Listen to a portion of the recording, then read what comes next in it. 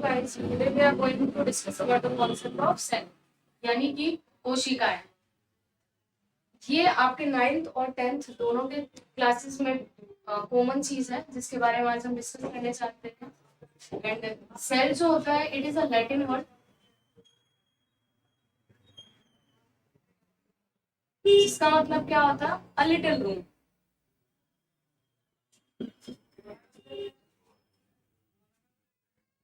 Little room यानी कि जैसे हम किसी घर के बारे में बात करें तो उसका जो बेसिक एंड स्ट्रक्चरल यूनिट होता है, यानी कि जो उसका बेस है वो क्या होता है, हमारा एक छोटा सा कमरा। उसी तरीके से अगर हम सेल की बात करें तो सेल जो होता है ये फंक्शनल एंड बेसिक स्ट्रक्चर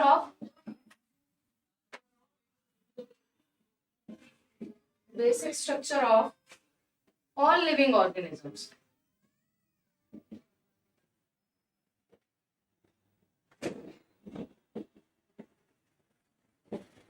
यानी कि जिस अगर हम लिविंग बीइंग की बात करते हैं तो लिविंग बीइंग में सबसे छोटी इकाई, किसी भी जीवन के लिए सबसे छोटी इकाई जो होती है वो हमारी कोशिकाएं होती हैं, यानी कि सेल्स होते हैं।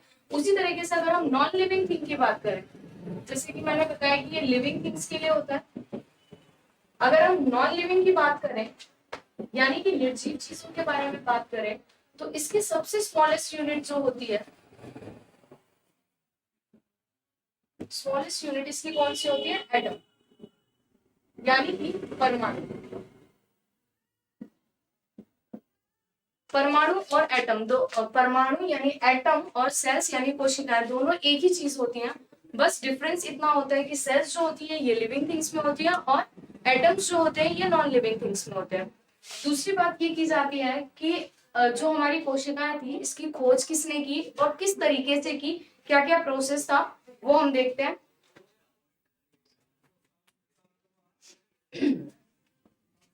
एक भाई साहब थे जिनका नाम क्या था, रॉबर्ट हुक।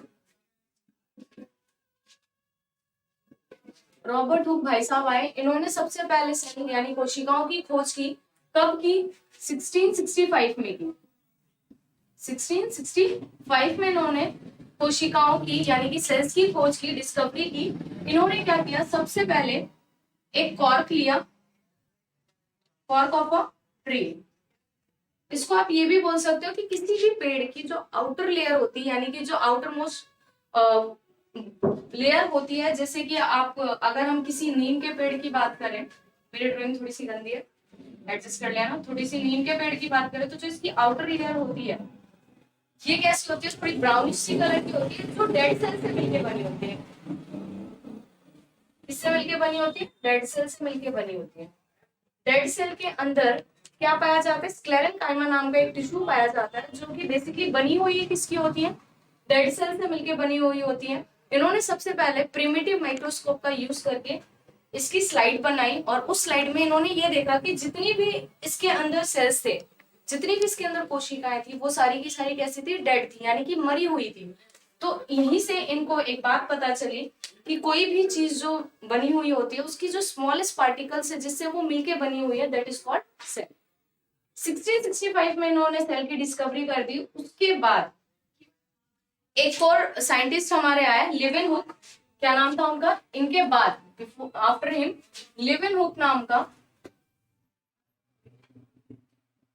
एक और बंदा आया इन्होंने कैसे सेल की डिस्कवरी की थी, डेड सेल्स की। इन्होंने, अब ये भाई साहब है, इन्होंने पानी में पाए जाने वाले कुछ चीजें उठाई जिसके अंदर इन्होंने पाया कि ये कैसे है, ये लिविंग सेल्स की खोज करते हैं। किस टाइप के सेल्स की खोज की इन्होंने, लिविंग सेल्स। तो दो टाइप के सेल्स के बारे में बात बताई मैंने, एक डेड सेल्स और एक लिविंग सेल्स। डेड सेल की अगर डिस्कवरी की बात की, यानी कि अगर मोटा मोटा क्वेश्चन ये आता है आपके पेपर में, who discovered the theory of cell, या किसने सेल की खोज की, तो वो हमारे भाई साहब थे, रॉबर्ट हुक। बट अगर हम ये बात करें कि who discovered the living cells, तो वो कौन थे, एवी लिविन हुक। इन्होंने कंपाउंड माइक्रोस्कोप का यूज किया था। किस माइक्रोस्कोप का, कंपाउंड माइक्रोस्कोप का यूज किया।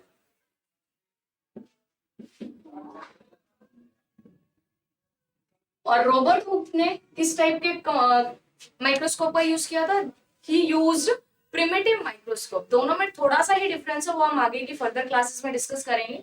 जब हम माइक्रोस्कोप का टॉपिक मैं आपको बताऊंगी उसमें मैं बताऊंगी कि प्रिमिटिव माइक्रोस्कोप और कंपाउंड माइक्रोस्कोप में क्या डिफरेंस होता है, ठीक है।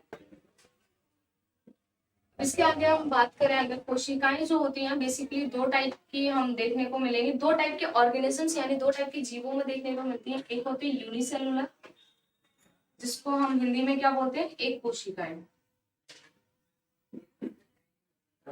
एक कोशिकीय जीव। और दूसरा अगर हम बात करें दैट इज मल्टी सेलुलर, यानी कि बहुकोशीय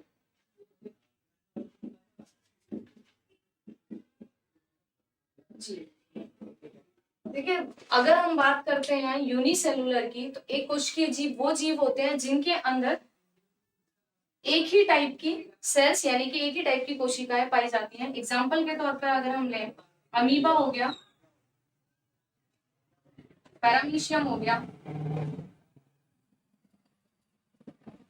एक्सेट्रा, ये सारे कैसे होते हैं, ये यूनिसेलुलर ऑर्गेनिजम्स होते हैं। और मल्टी सेलुलर ऑर्गेनिजम्स वो ऑर्गेनिजम्स होते हैं जिनके अंदर बहुत सारे अलग अलग टाइप के चीजों को, अलग अलग चीजों को परफॉर्म करने के लिए अलग अलग टाइप की कोशिकाएं होती हैं। जैसे कि एग्जाम्पल के तौर पर अगर हम बात करें plants, fungus and animals as well as, ये सारे के सारे कैसे होते हैं, मल्टी सेलुलर ऑर्गेनिजम्स होते हैं। एक कोशिकीय बहुकोशिकीय जीव, दोनों में छोटा सा डिफरेंस है। ये सारे डिफरेंसेस हम आगे की क्लासेस में डिस्कस करेंगे। आज के लिए इतना काफी है। Thank you so much.